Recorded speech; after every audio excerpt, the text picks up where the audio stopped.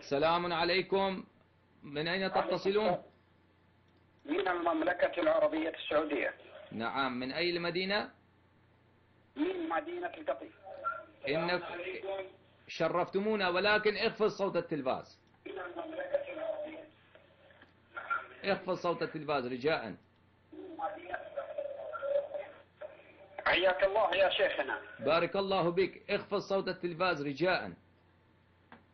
خفضته يا شيخ. تفضل، إنك على الهواء، تفضل نستفيد من كلامك.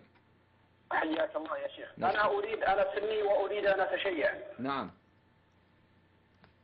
نعم، إنك عزمت أن تتشيع؟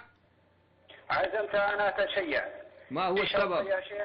بشرط يا شيخ أن تعطيني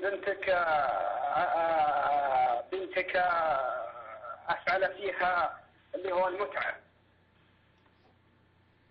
ما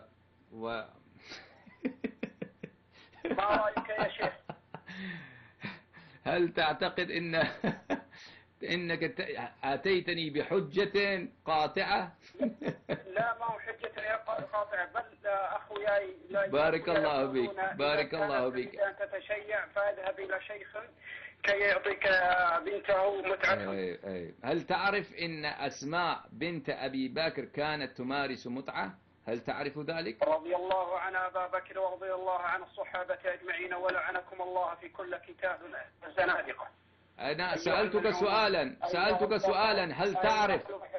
أنا القحطاني والله لو معي سيف لا أجمعكم جميعا وأقص رقابكم. أنا أسألك يا قحطاني، لا تلمس القرآن يا قحطاني. أنا أريك شيئا بما هو إن شاء الله العزيز يحرق قلبك.